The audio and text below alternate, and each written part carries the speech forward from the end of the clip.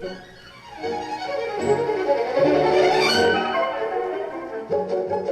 listening to the Spotless Podcast, where cleanliness is always next to podliness.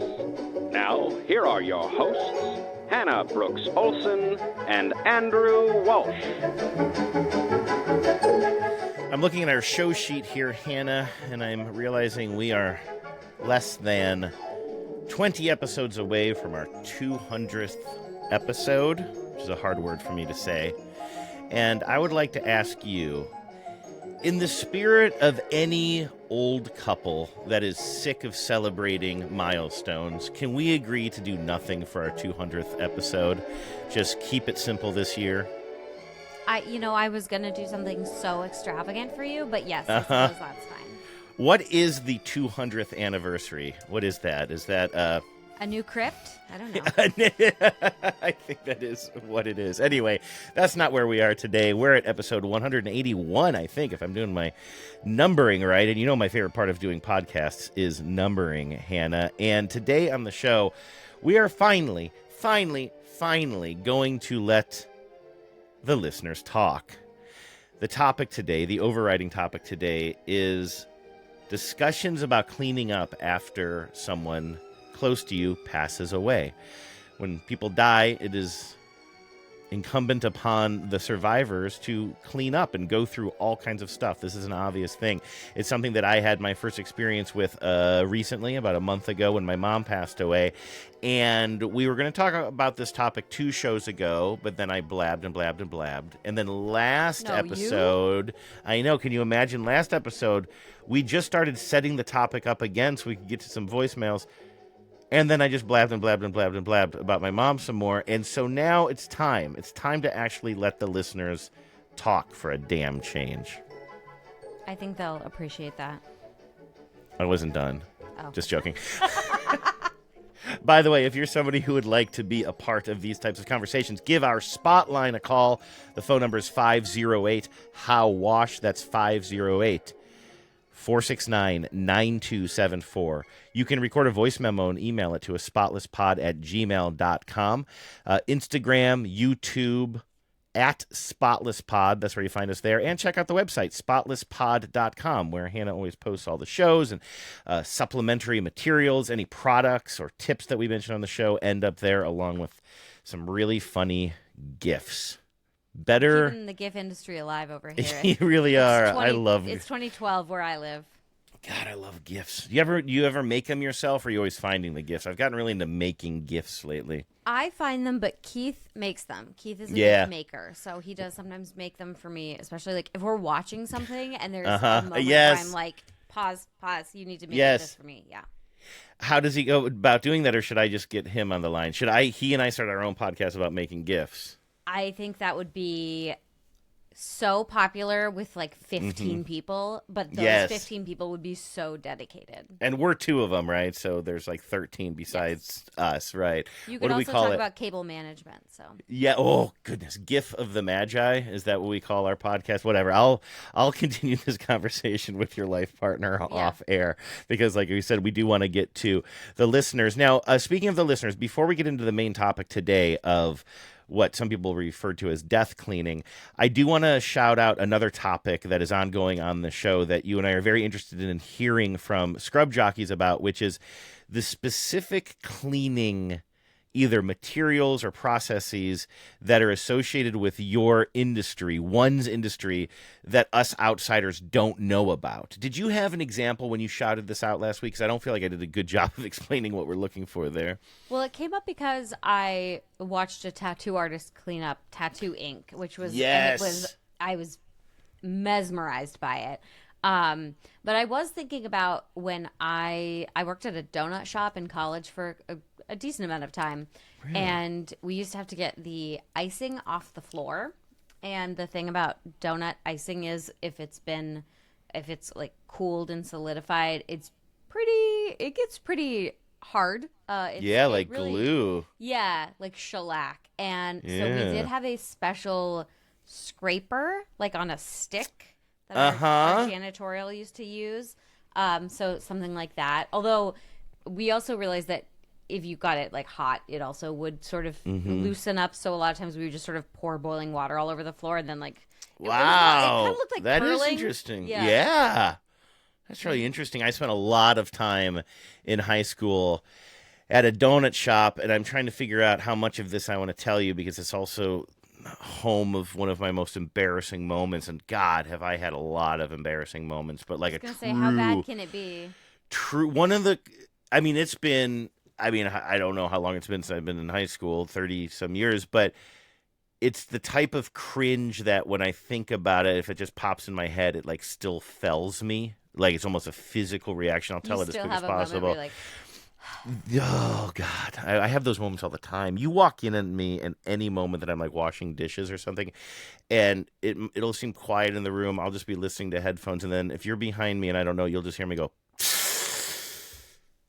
And that is the sound of me remembering something at some point. And it could have been yesterday, it could have been earlier that day, or it could have literally been something from high school. What I'm thinking about right now is, it is mostly pleasant memories, but when I finally did find a friend group, which took me a long time to do, I was quite lucky to have a whole bunch of like kind of friends, real freaks and geeks kind of vibe there in the early to mid 90s when I was in high school. And we would go to a Denny's that was open 24 hours. Like we'd spend like the evening going to like bowling alleys and shooting pool, any place we could smoke cigarettes.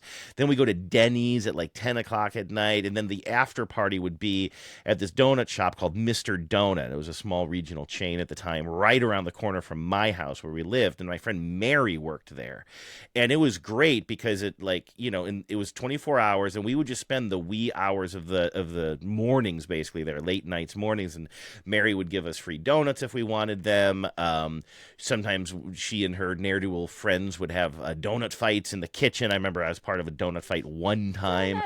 Yeah, it was our hangout, right? Sure. And Mary, this is before I guess there were security cameras all the hell over the place too.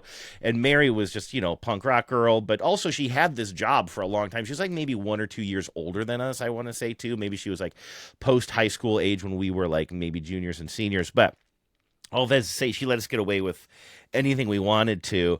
And it was a really special moment in growing up. But I remember, and this is where things get cringe. Like there's like several layers of cringe here.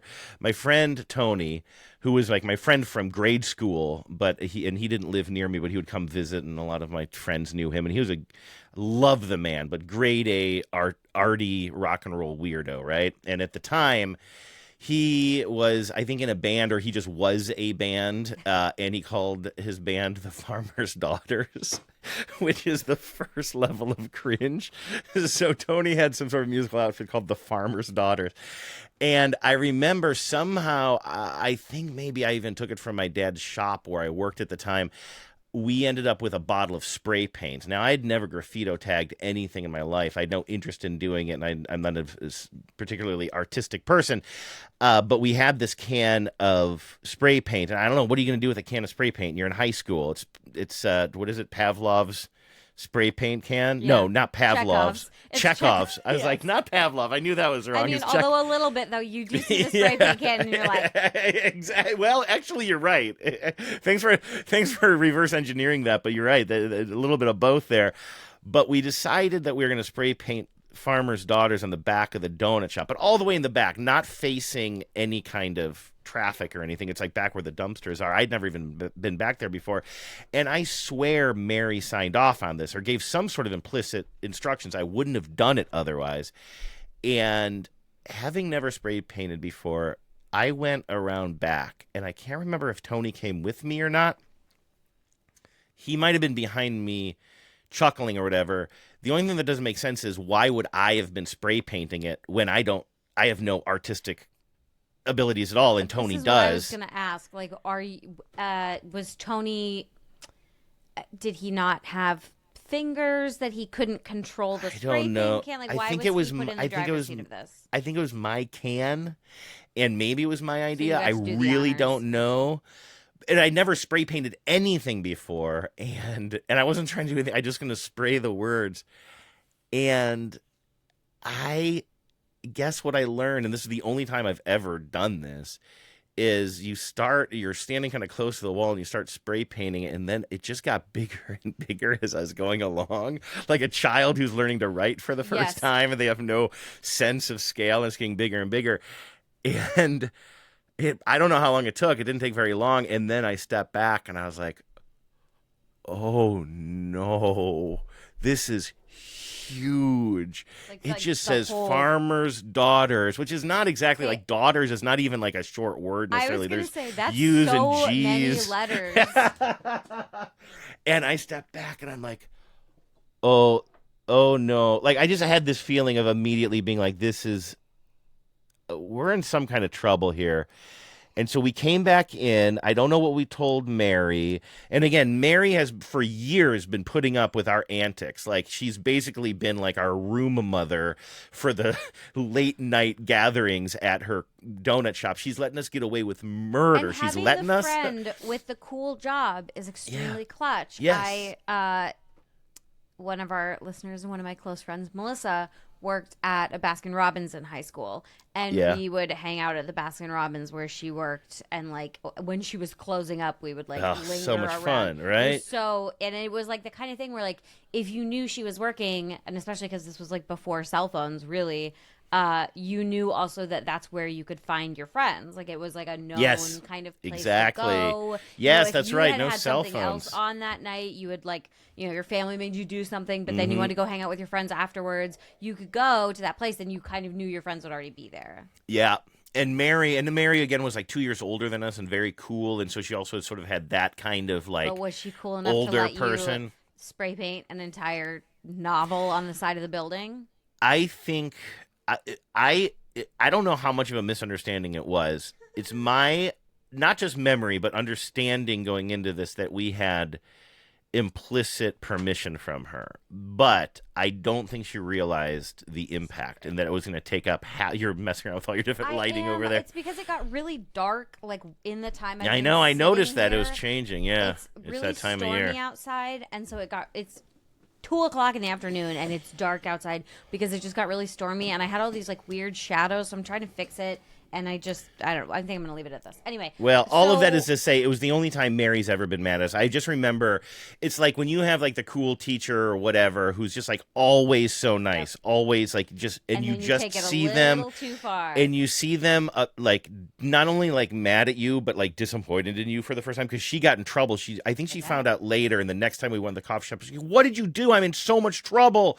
And like, what you like, and I remember just feeling so bad. And I think it was maybe near the end of us maybe not hanging out there or near the end of our tenure there anyway. Maybe I was aging out of it a little bit anyway, but I just remember feeling absolutely terrible. And it's like, how am I the one person who can rattle the most unflappable cool woman in the world? Because I totally ruined a good thing by spray painting farmers' daughters in huge blue letters, in just like childlike letters. And it's not like you could say like, oh, you couldn't use the Shaggy defense and say it wasn't me. Right. Because like you wrote the name of your friend's band.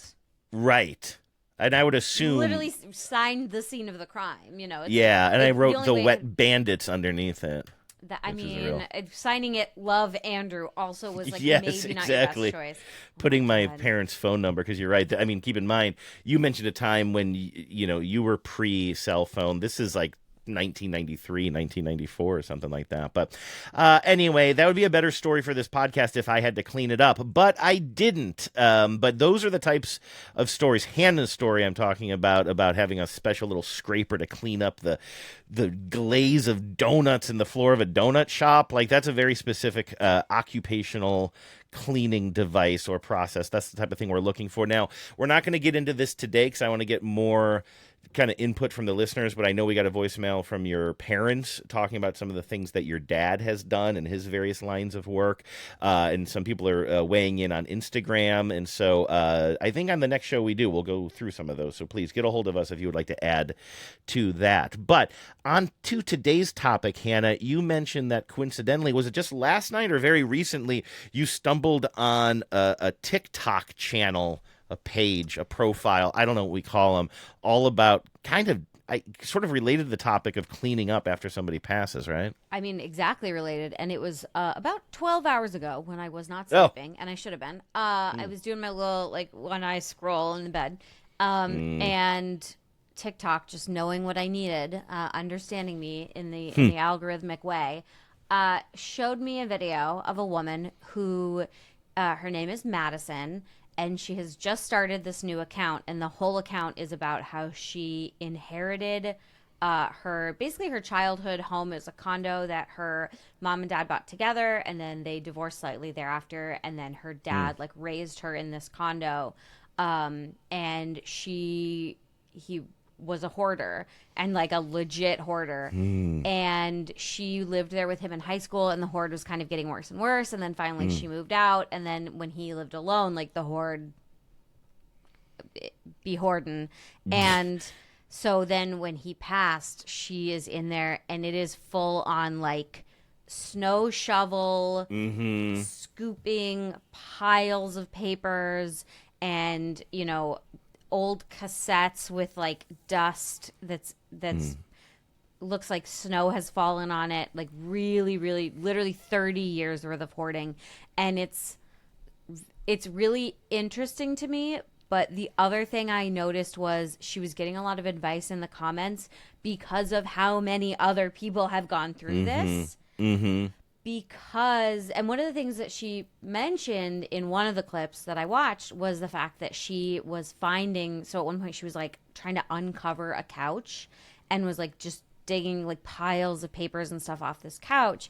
And she was finding things that belonged to her grandparents. And she was like, oh, this is literally multiple generations of hoarding because my dad's parents also would just hang on to stuff like this. And so I think there's definitely something about like my generation and your generation dealing with this right now and talking about this,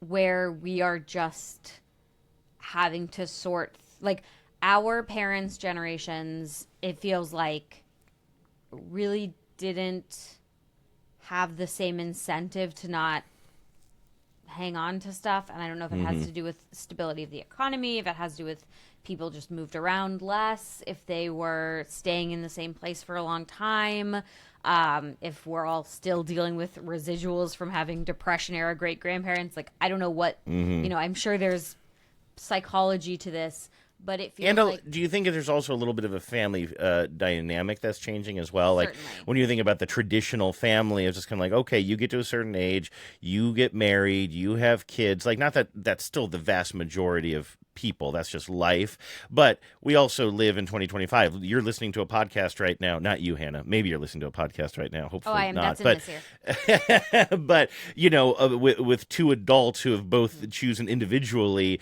to not have kids, right? Like, there are more and more people who are making the kind of decisions like you and me and our partners are making in life, and so you don't have this sort of natural, like, well, we'll save this in a box and all these family photos will then be handed down, and even if the sort of format changes throughout the years, they're family photos. They will be of value to somebody. Somebody will say, hey, look at great grandma and great grandpa.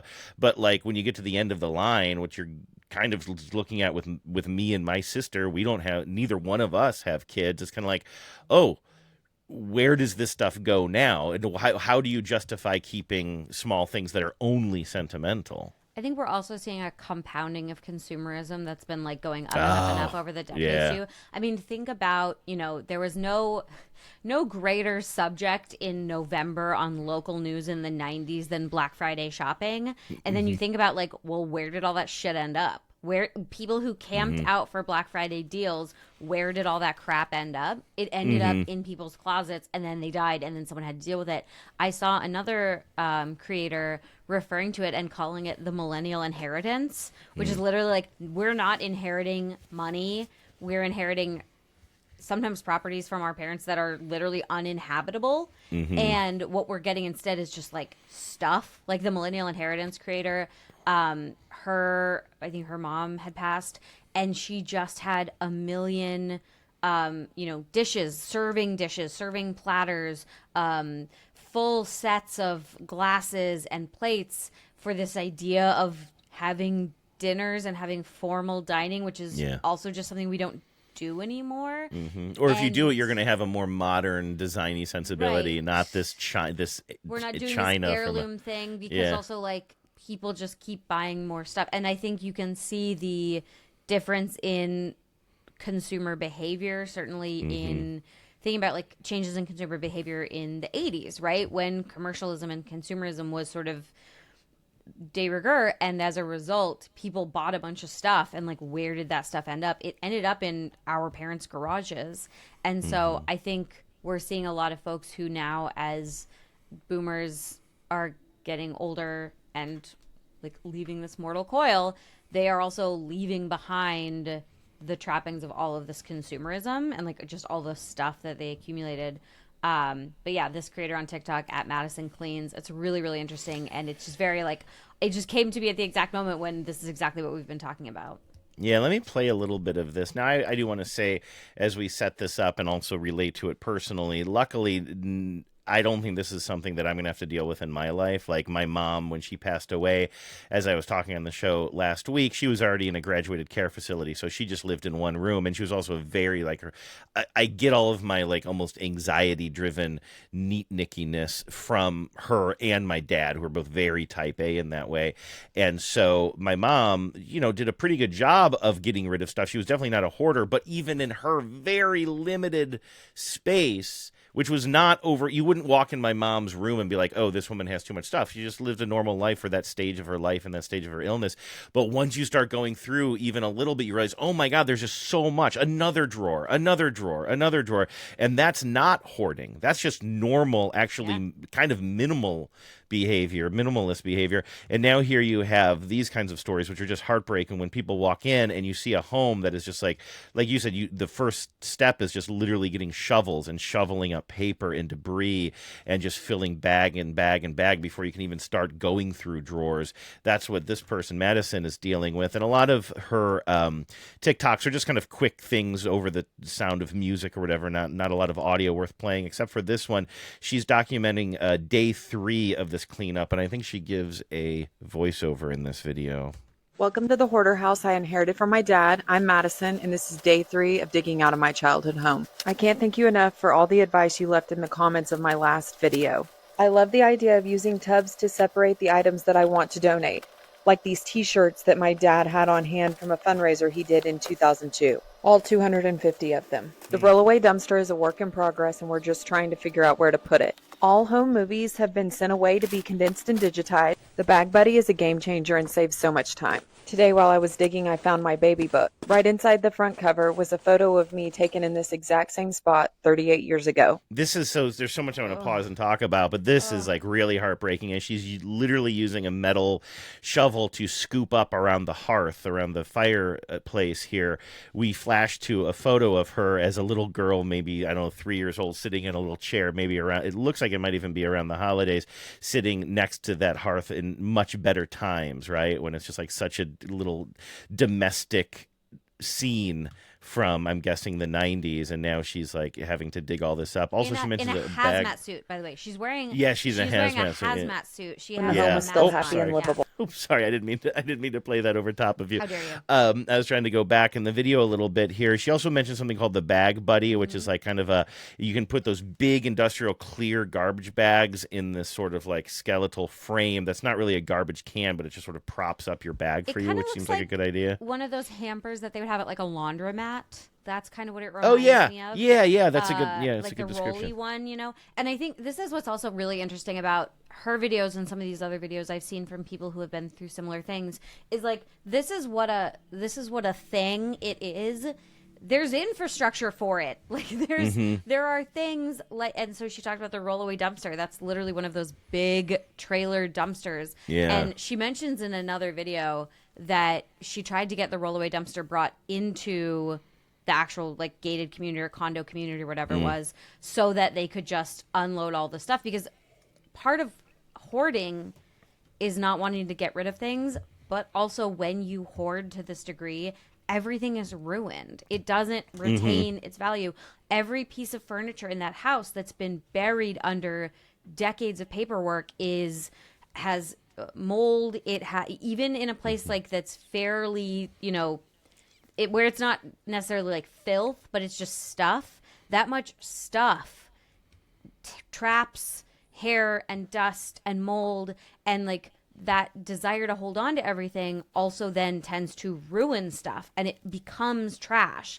And so they're trying to unload like the couches and stuff, and they can't bring the mobile dumpster, like the 1-800-junk type dumpster, into the condo community because her dad was on the HOA. And she later says that it was his work ruling on the HOA that made it so that she has to keep the rollaway dumpster at her own house, come with a truck, load her truck up, and then leave with the dumpster every day, making this even harder.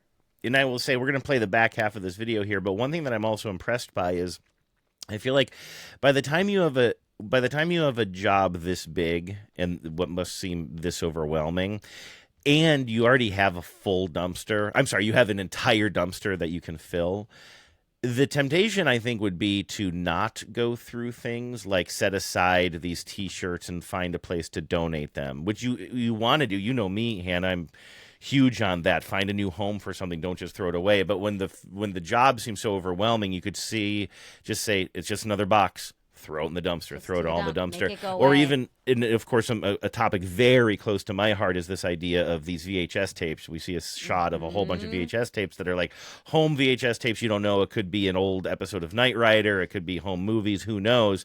And you could see those all just going in the dumpster, but it sounds like she's got a plan. She's like, okay, we're going to box these up. We're going to take them somewhere that it'll be digitized or whatever, which I really appreciate because that stuff, once it's gone forever. And you know, my obsession with old commercials, I have about 100 tapes that I've been collecting from garage sales around town that I like to digitize and post because that stuff just wasn't saved before the digital era. And literally just like a commercial for Dawn that you might see in Smile-X, you haven't seen it in 25, 30 years, would literally just be lost to history. Maybe it doesn't matter that it's lost to history, but you know, I'd prefer it not be. Like it's culturally relevant, and I think, and again, it's like she's doing this at her expense, right? She's saying she has to pay someone to digitize these. She's spending all this time. Like, this is so much labor, and you're right. Yeah. The instinct to just, I mean, really just she's using a metal snow shovel, and even still, you know, there are people in the comments who are like, no, go through everything because, you know, sometimes hoarders hide money, sometimes there's checks and stuff. And at one point she says to somebody else, she's like, I cannot because it is too much. But again, like with 250 t-shirts from 2002, donate to who? To what? Like maybe as the raw material, I guess it's probably cotton, so maybe it can be recycled, but even hunting down who specifically to donate, like nobody wants that shirt as a shirt. Maybe the material has value, but now also this is on her to figure out because like, and it just is, I think this is the hardest thing, and this is what a lot of folks deal with when they're, you know, when older folks pass on, and if they haven't dealt with this kind of thing, is now the problem is just compounded so much that it's beyond just like sorting through a few things. It is now handling large amounts of stuff and also taking on the sort of emotional work of, can I just throw it all away? Like in my heart of hearts, I don't want it to all go to a landfill, but at the same time, like her dad turned his house into a landfill. Yeah, exactly. I'm going to let her finish off this video. We're about halfway through right now, I think.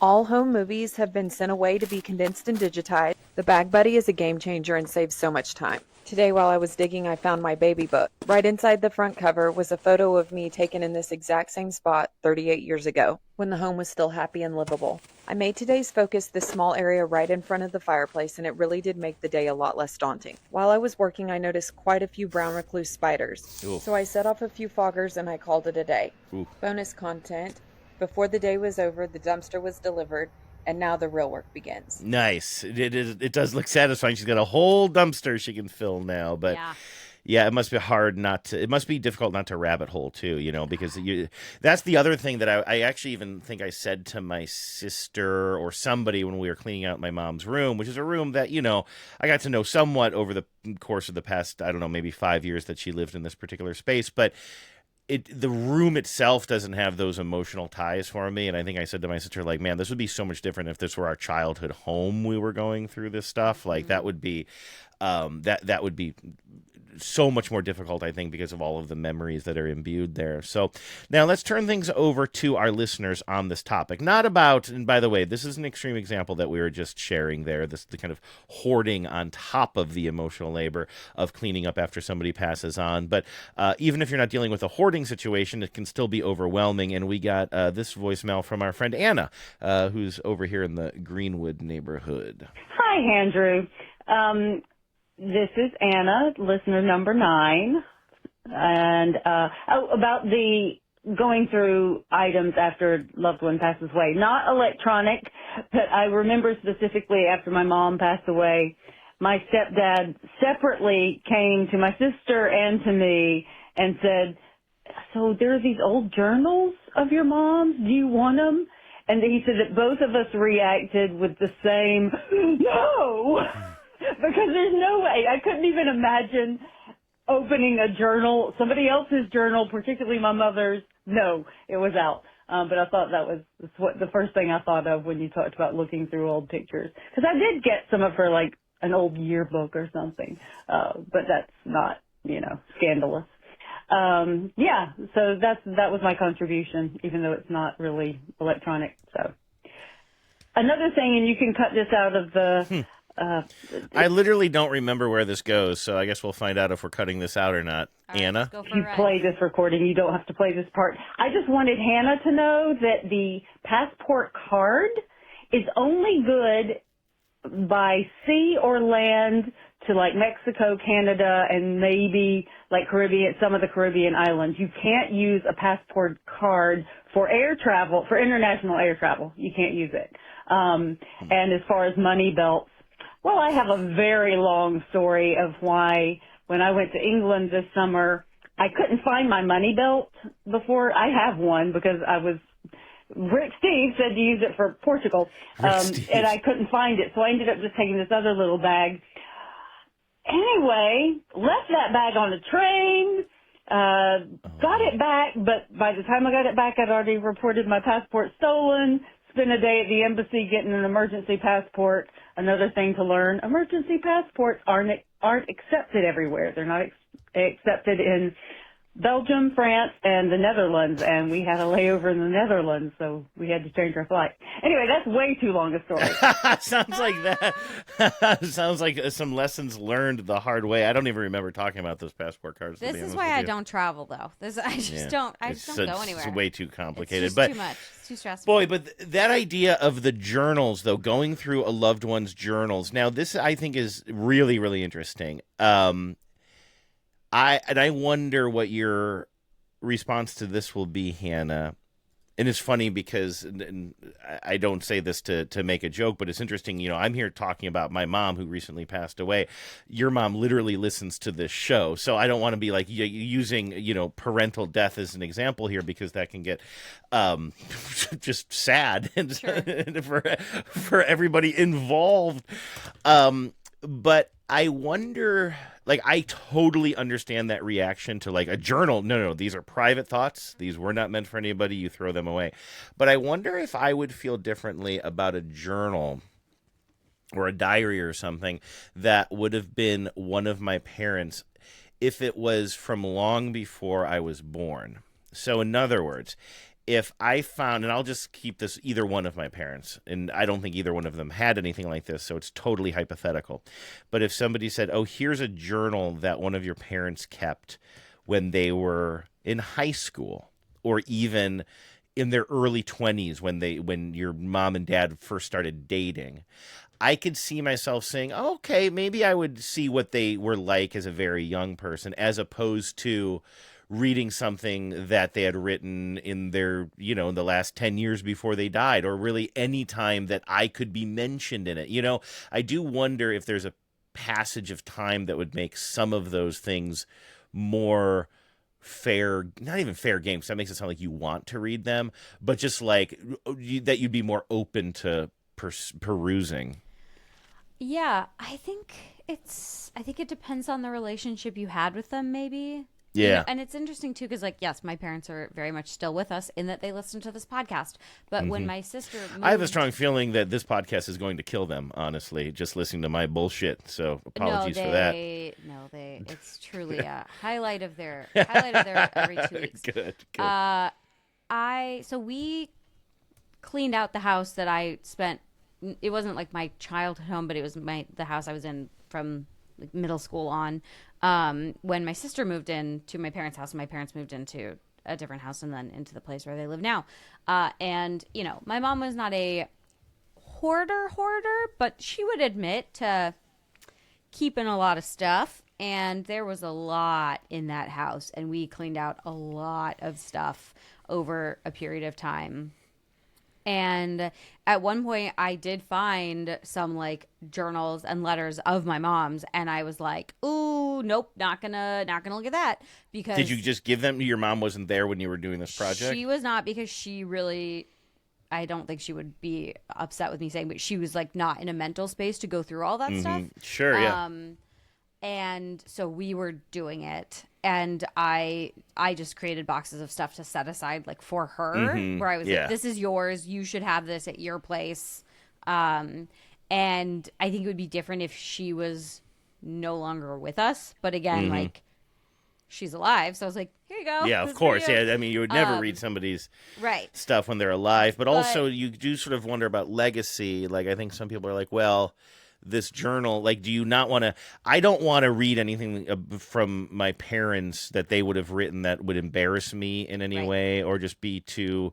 I mean, you have to think about their own privacy. What headspace were they in when they were writing it, and is it respectful or disrespectful? But then also, like, some people would be like, well, one's personal writings could potentially be one's legacy as well. You know, when Ken Burns eventually does the Hannah Brooks Olsen documentary that everybody is waiting for. Well, I mean, that will be riveting. And here's the thing is, I am a person who journaled very consistently from about the age of 14 until like my middle 20s. I have many, many, many notebooks in my closet that are mine, that are my old notebooks. And I don't know what I would want to be done with them. You know, when I guess I'll be dead, so it doesn't matter. But I think it is sort of one of those things where, again, as an alive person, it's for me to decide and not just sort of be like, haha, figure it out when I'm dead. Have fun guessing what I would have wanted. Like, that's going to be for me to determine while I'm alive. Like, do I want, you know, my niece to get this kind of stuff? Do I want whatever? But also, I think this is also a good time to maybe bring in someone who's less close to it.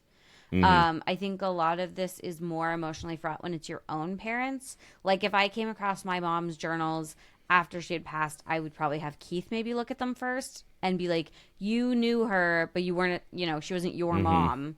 Could you, like, skim this, see if there's anything in here that I would want to know, but also maybe just highlight some of the spots where I would want that has information that I might want, that has background stories about, you know, my family that would be relevant, but also, you know, sensitive stuff maybe that like, I just think having maybe like basically a sensitivity reader would be really helpful. Yeah, that's not a bad idea. And also, if you do think of, you know, if it's something that looks like there was a lot of care put into it, you could also save it and not read it. You could also say, okay, I will have this, but I will put it in a box, and you're sort of just kicking it down the line, but then maybe a generation down the line has no connection to this person. You know, maybe they end up in the hands of somebody who doesn't know who this person was at all, and now it's been, I don't know, 80 years or something, and it's just a glimpse of a past, and it can feel less personal in that way. I could see that. I mean, I definitely, and I want to say this, you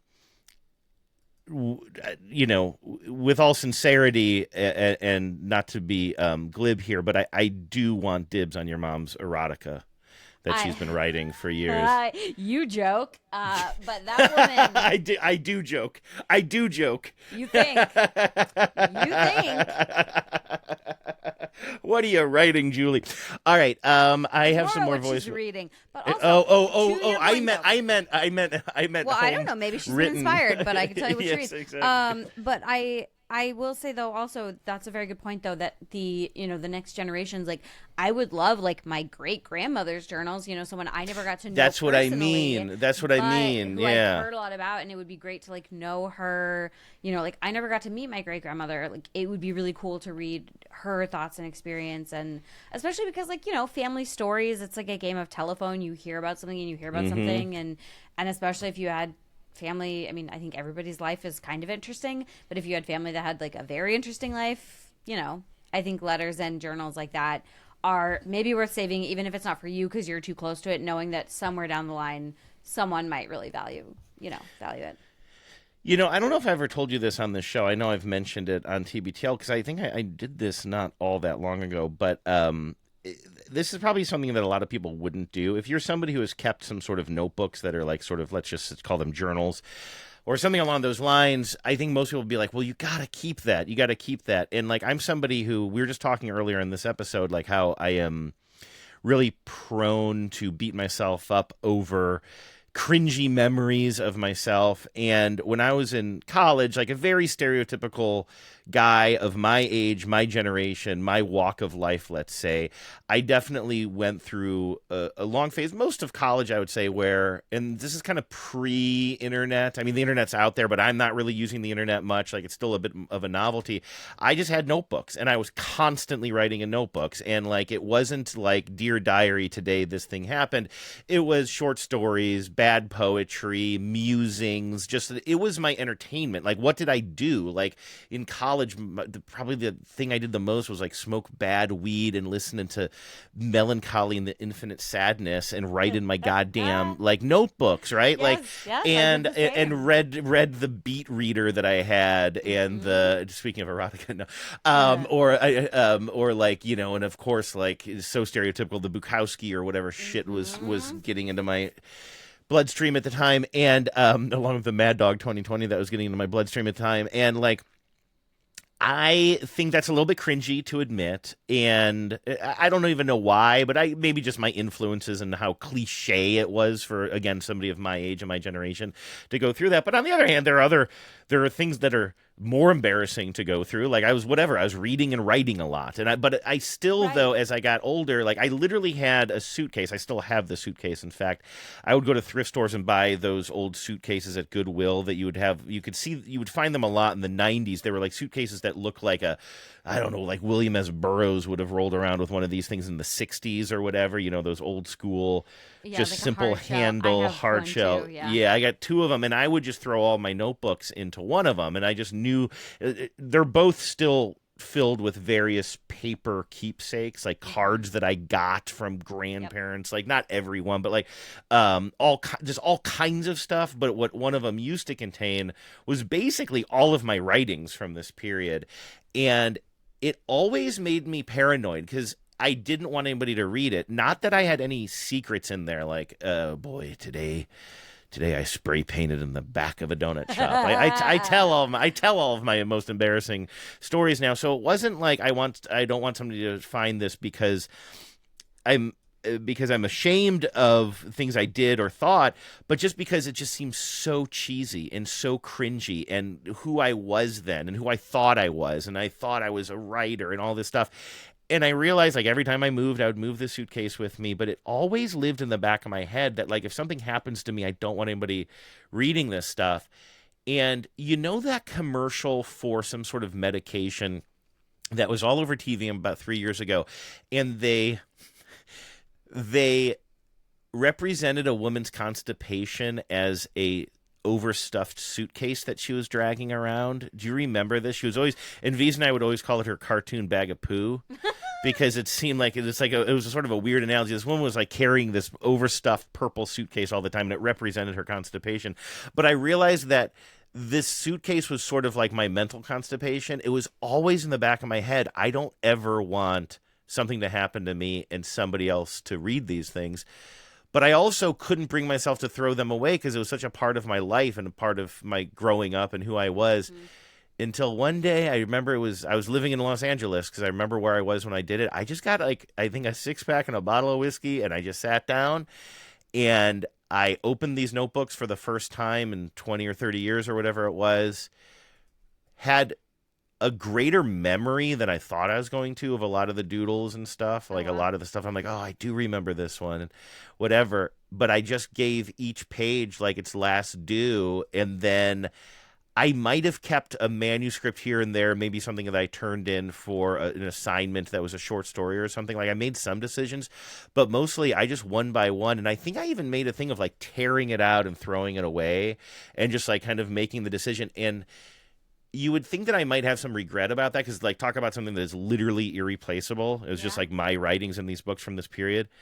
I have never regretted it once. My only regret is that I didn't do it maybe a little bit sooner. Like that suitcase lived so large in my head of just cringe and embarrassment. And going back, it wasn't as bad as I thought it was going to be. I was a guy of a certain age who was writing a lot, you know? It was just like silly writings. But once they were gone, I just felt such a sense of relief. Yeah. Such a sense of relief. And I don't feel like the world is a worse place for not having an opportunity to read the writings that I wrote when I was stoned in 1998, you know? I think that level of self-awareness, it really gets to this whole thing too, of like how to deal with your stuff so that somebody else doesn't have to. And especially as someone who's like, well, I want to say especially as someone who's not having kids, but also especially as someone who is, you know, if you were going to have kids, like not sort of assuming that your kids would want to wade through all that, and also not saddling them with that like stuff to deal with. And God, can you think of anything worse than cringing on your weird dad's Bukowski inspired MD 2020 soaked behalf? Like, no one needs to think about that. Exactly. So anyway, I would say that like you want to be careful with stuff like that because it truly is irreplaceable. But it's also mean it's good. It doesn't mean it's good, and sometimes it can be freeing. And so I don't want to encourage somebody to throw something away that they've been on the fence about, and then they're going to regret it later, and they're going to hold a grudge against me. Like everybody's going to make their own decisions. But it was something that was really hard for me to do. It was both something that bothered me for years knowing that these things existed, but couldn't bring myself to throw it away, and then throwing it away and realizing, oh, I'm actually kind of free now. And I also wanted to, and I'm going to play a voicemail here from listener Andrea, but one thing that really struck me in cleaning out my mom's stuff, and this is a story that I've been thinking about a lot but haven't been able to talk about without getting choked up, but I think I can do it now in this context. But of all of my mom's stuff, the hardest, is that the right? Yeah, well, let's just say one of the hardest things, or the thing that stuck with me the most, was this basket of shells that she had that she collected from various trips, some of which I remember. You know, most of these trips I was probably on with her as a kid. We would go on one vacation to like Florida a year or something like that, and they were very, very special times in my memory.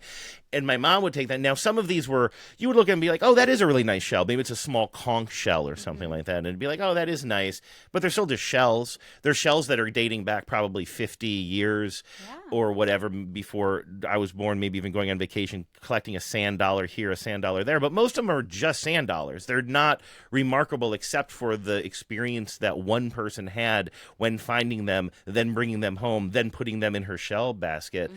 But then at the end of her life, it was the perfect example of like, absolutely, once one person dies, these have no value at all anymore. Right. And that really got me. Yeah. And I didn't know what to do with her shells. Yeah, you can find a place you could donate them, maybe to arts and crafts store or whatever, but like, you're just trying to get a bunch of work done. I'm not going to donate shells to Goodwill. Right. Some places might take them, but it just seemed weird. What I ended up doing, my sister kept saying, just put them in the Goodwill box. Like, maybe they'll put them on a craft shelf or they'll throw them away. Just like somebody could use them. But it just seemed wrong to me. So I went out to this part of her kind of facility where she was living in the last years of her life. And it wasn't like a super nice vista or something, but there was this area that was sort of a rock garden, but mostly because it was like kind of an area where I think maybe there was some stormwater drainage or something, but it was just like an area of a bunch of rocks. And I just went out there and had like a 3-minute moment. I didn't want anybody to see me, so I made it very quick, but I put her little, shells there. Oh, that's kind of nice though. Like that's a good way to deal with it, to be like, because again, it's not the same as just shipping it off to Goodwill and hoping some, because, and also we've talked about like how Goodwills can be a little, particular about what they want. Yeah. And like, sure, maybe someone will use it for a craft, but like, maybe someone just hot glues a bunch of shells to a frame, they give it to somebody, and somebody else is like, wow, this is hideous. Thanks for garbage. Yeah, because it does sound hideous. Yeah. And like, that would be like kind of sad. So I think putting them back, to the earth is really good, and like leaving them at the place where she was. Like, I think that's a nice way to handle it. And I think she liked it. But to me, the whole thing though was like, it totally represented more than anything the value that immediately leaves something when somebody leaves the earth. Yeah. Like they only had value to one person, a little bit me because I remembered some of them or represented a nice childhood. But for the most part, they were just they just went from being something very, very personal and special to literally just a sand dollar that you would just step over on the beach. Or something that would just be in an Airbnb, like just just a piece of decor at a oceanside Airbnb you go to that you're like, okay, And I think that that's the thing is like a lot of times we do conflate things that are irreplaceable with things that are important. Because a lot of things can be irreplaceable and not important. Yeah. That's a really good point. Going back to my notebooks or whatever. They can be irreplaceable and also not good or irreplaceable, but also not have value. Just because something can't be emulated or you can't get it back doesn't mean that it necessarily has value. And I've been thinking about this, for years. I don't talk about a lot of like my other work on the pod, but several years ago I wrote a book about a historical figure in Seattle who had sort of largely been erased or recast in Seattle history. And I spent a lot of years in... I'm going to move my camera, see if I can catch... I have your book behind me somewhere. I'm just going to see if I can move my camera to capture it. Sorry. You go ahead. It's called Notoriously Bad Character. It's about Lou Graham. It's technically it's self-published now. You can find it.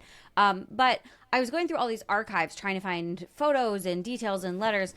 And what I realized was how much of the material about a life that at the time did not seem important, it's so easy for it to be erased. That there are entire people who have lived and died and had interests and specialties and talents and dislikes and likes who lived and died, and not a scrap of evidence is left of their existence. Like, that is the most likely scenario, especially before the digital age, especially before we were all putting everything online all the time.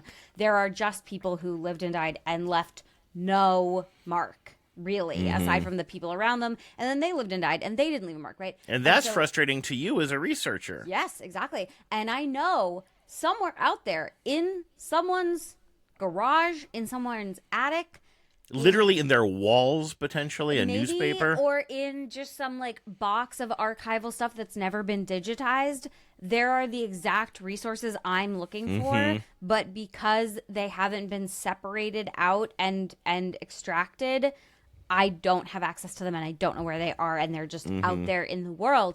And so like I think that making that value judgment of like, here's something I wrote when I was 20 and depressed that like actually has some staying power, or does describe something about me at the time, or, you know, this could help characterize me to later generations who want to know what I was like, or this is very clearly me trying to do my best Emily Dickinson and doing a fucking terrible job because I'm out of my gourd on low-grade cannabis at the time, right? Like, knowing the difference and being able to separate that out, I think is very, it's something that requires a lot of self-awareness. I have another voicemail that I want to get to here, but I do think about that a lot. Is I feel like I'm just not leaving anything behind for people to know who I truly was. Yeah, you know, it is hard because I don't think anybody can ever truly understand how you feel about things. Like how I felt about the small minutia of my life. I'm joking, of course. I do, aside from being super personal with you here on this show, of course, I do a daily podcast called Every TBTL day. Where we just talk literally every day, and we're just on literally we just a digital journal functionally. Like literally, what episode do we do? 4,583 or something. And so, but the irony is, and I'm not joking when I say this, and maybe it seems like it's easy to say because I have literally just sort of landed in this job, which I didn't really ever, you know, I never set out to be somebody who talks into microphones for a living for real. That was never part of the plan. Just sort of ended up happening. But believe it or not, like of anybody I know, I truly think that I don't know how you feel about this, so maybe I should just leave my friends and family out of it, but like I truly do not care about legacy.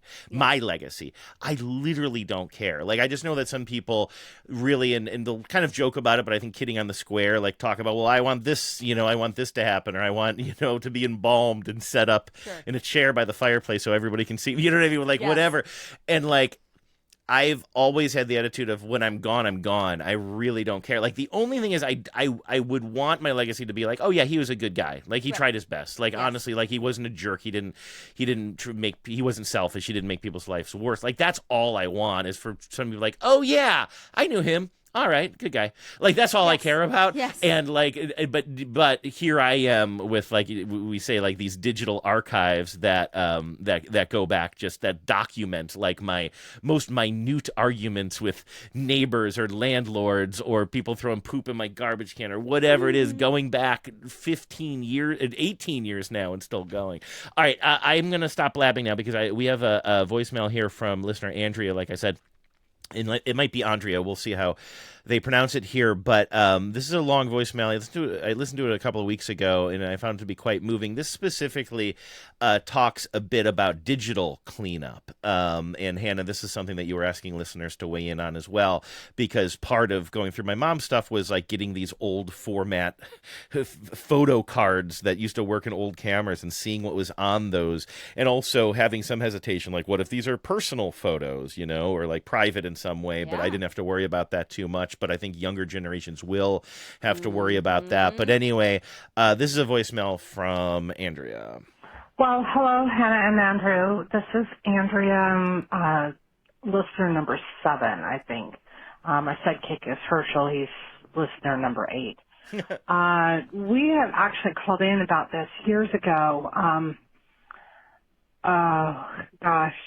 You were talking about cleaning up, especially digitally, after the death of someone. My husband passed away a little more than 4 years ago, and you have to go through their phone and their Facebook accounts and all of the piles of random paperwork. All of their digital photos. My husband and I had gotten married when we were a little bit later in life, so he had a whole set of photos and digital documents that were before my time. And I don't really find anything that I didn't already know about, but it does become overwhelming. So at some point I kind of just dealt with the surface top level stuff, and then I made a digital archive and just like dumped it in there and was willing to pay extra for the extra Google Drive storage or whatever the case may be, because it wasn't ready to sort through the photos, the old resumes, the old bills, old copies of IDs for various things. So I think the thing is luckily it's digital. It doesn't have to take up a ton of space, but you can just kind of section it off and then deal with it in small segments as years go by. We've since closed our storage unit, and I found a whole other batch of oh my god,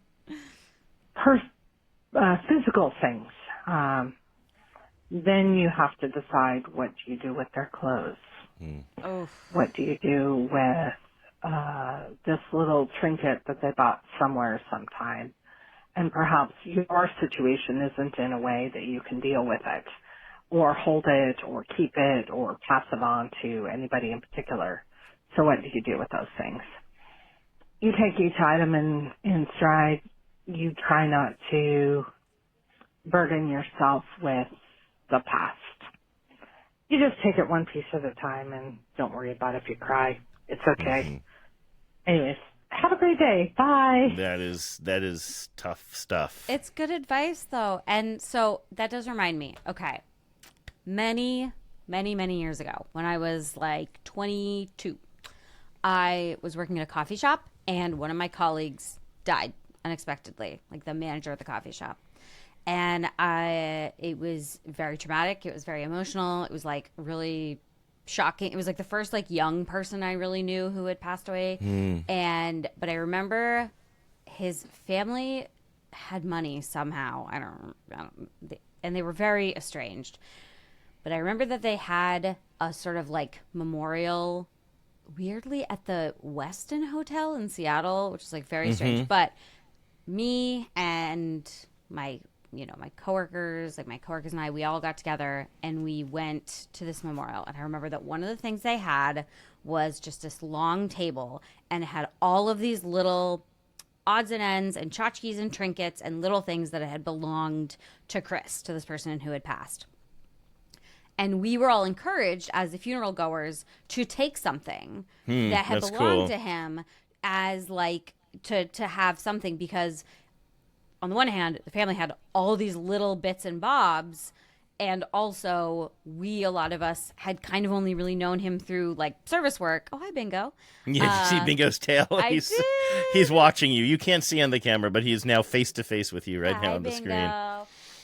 And we knew him the way you know people in service, where like when you work with someone in like a restaurant or a coffee shop or a bar or whatever, you get super close, but also I to this day maybe would have to think about what his last name was. I could get there, but I don't have it immediately on hand, you know? There is this kind of like trauma bonding you do when you work in service. And so to take something that had been his and to have something to remember him by was really important. And that has stuck with me for forever. And it's something I encourage people to do if you're doing any kind of a memorial. Last summer when we had my grandfather's memorial, which turned into more of like a family reunion, we had so much of his stuff. We had so many little objects that belonged to him. He had 1 billion matchbooks and lighters and box cutters and decks of cards and just spurs. He had a lot of spurs from when he was riding, and like a horse, little leather things that go on saddles, bits. I think there was maybe an actual bit. And so we laid them out on the table and we were like, take what you want, and we called it the take table, and we were like, yes, like take something of his. And part of it was so that people could have something to remember him up by. Part of it was also so that we could unload all the crap that we found in his house. And so it's a great way to spread it around. I love little tokens too, and it spreads it out, and it's not one person has to deal with a huge box of stuff, but like I have this one little bobbit, whatever it is that you can carry around if you want to, or not. And then that's the way too that you can, you as a person can have a manageable amount of little things you remember people by, little things people have given you, and not feel overwhelmed by the stuff. But at the same time, you can kind of share it. We also did it with photos. We framed a lot of photos. There was a lot of like just singular photos. We went to Michael's or whatever, bought a bunch of little frames and had just photos everywhere. And we're like, take all these, like take a photo, like definitely, because that way everybody had something, but also no one person was tasked with just keeping all the stuff. So I do really, if you're doing it in a way where you can either have a service or maybe like invite the people who also knew them if they want to have something, and things might mean something, like you were saying, like some of the shells in your mom's shell basket you did remember and some you didn't, right? And so maybe some of the things that belonged, maybe some of Andrew's husband's shirts, maybe someone had a memory of one of the shirts, and it would be more meaningful that, like I have a lot of my grandfather's jackets and I wear them and I love them. And we talked about like his hats, right? Some of his hats are really meaningful because I gave them to him. So like that's a thing too. And so I think allowing the other people, like when you're the person whose job it is, or you're one of the people whose job it is to sort through the stuff, knowing that there are other people who might be willing to, if not actually be able to help with the sorting, take some of it off your hands in a way that feels respectful is also like very useful. And so don't be afraid to call in reinforcements as far as just taking some of the stuff. I also think with that clothes thing, I think it's very different going through your mom's stuff than your partner's stuff, and how personal that is, and from the smell, if it still is lingering, which it might not after a while. But that's where I could see I couldn't help but to think, oh, what if I had to go through all of Genevieve's clothes? And like some I probably wouldn't know. She got it at clothes swap. Who knows? But other things that would really strike hard, like I feel like I would almost need to get some of Genevieve's friends to come in and go through it and just say, you guys got to figure this out because I can't do that. That would be tough. I think that's the right. Yeah, I think that's the idea of bringing in other people, because just because you're the person who maybe was closest and the actual going through of the stuff sort of by de facto falls to you. I think being the conduit then to bring in other people, like you said, like having it's not a clothes swap because that person's gone, but like having their friends come and be like, do you want some of these items that like maybe they would fit you, or maybe you have a memory and maybe they would be good for you? Because I do think there is something about like feeling like you have to take on all the stuff yourself, you personally as the child, as the spouse, as whoever. I think deputizing and bringing in other people to that experience can be really useful as well. And so I would say, not being afraid to ask for someone else to come in. All right, one more voicemail here, and then we're going to have to wrap it up. This is another voicemail we got. I don't think this person left their name. Hello, Hannah and Andrew. This is a unnumbered listener calling to talk about dealing with aging parents and their things. This is my story about my mom, who died in 2024, and she was a very lovely person, but when it came time to move her out of her house, my husband and I ended up going, and it took 4 months for us to do this because they had a big house, and every time a kid moved out, they just filled the rooms. My dad had predeceased her. Anyway, what I have is a lifetime supply of greeting cards because she'd buy them and she'd put them in drawers, various drawers all over the house.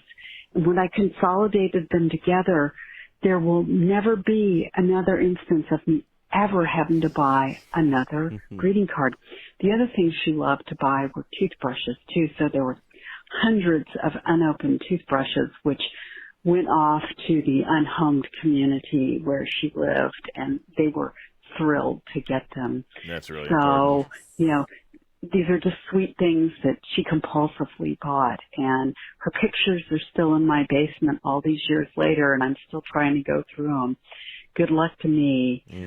Have a good day. And again, sorry about your mom. It's a tough job, but I do think digitizing photos is a great way to keep them for a long time if you're able to do that, or if you're able to afford somebody to help you do that.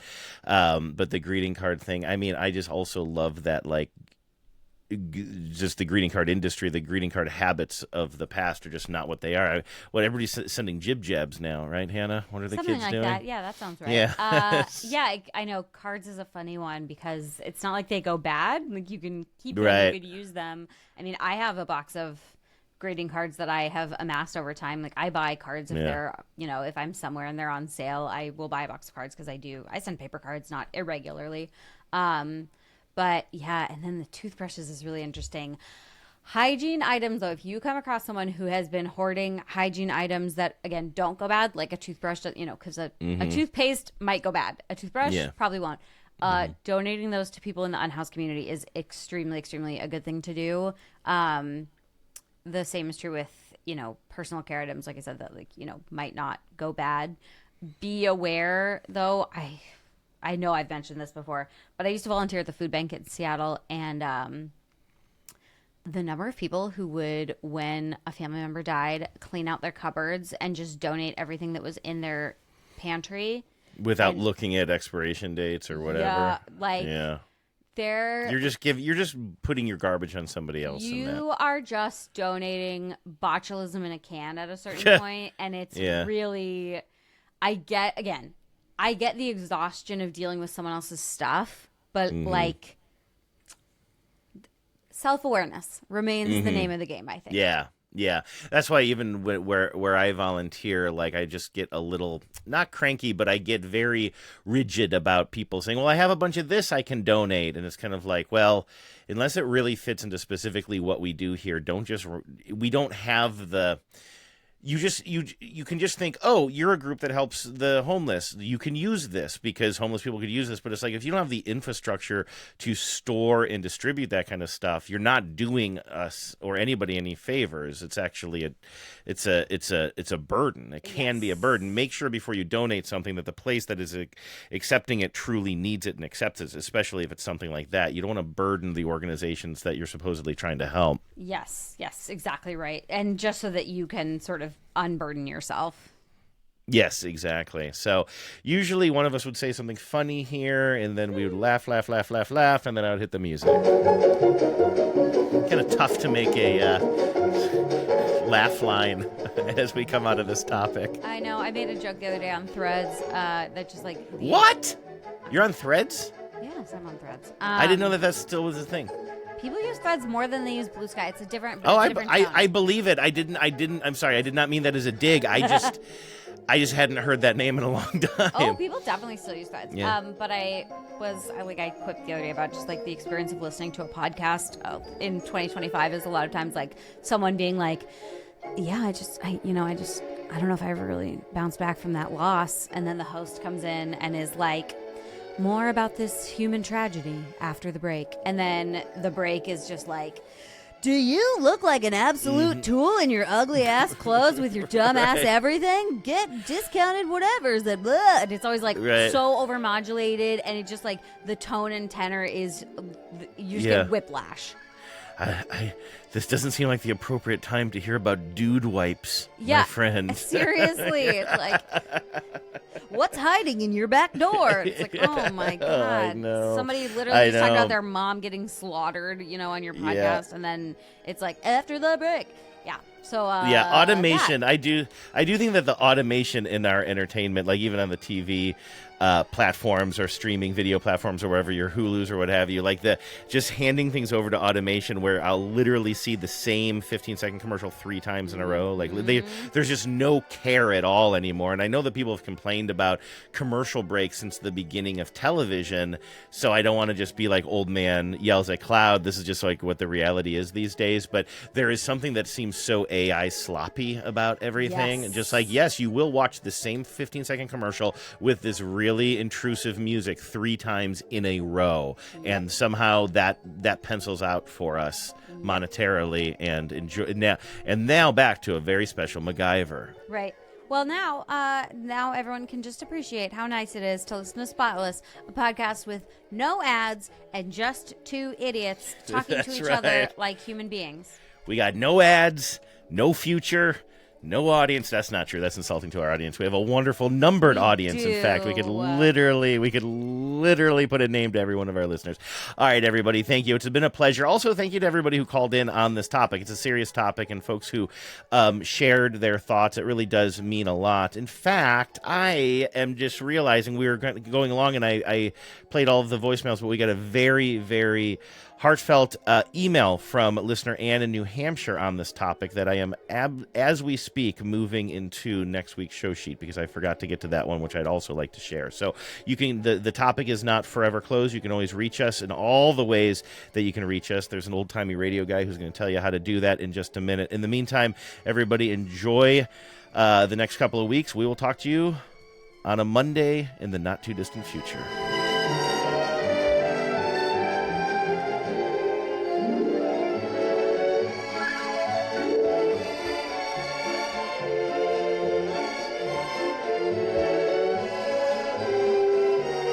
You've been listening to the Spotless Podcast. If you have a question for Hannah and Andrew or some cleaning advice, call the Spotline at 508-HOW-WASH. That's 508-469-9274. You can also email them at spotlesspod@gmail.com. We'll be back soon. But until then, always remember, life is messy, but it doesn't have to be.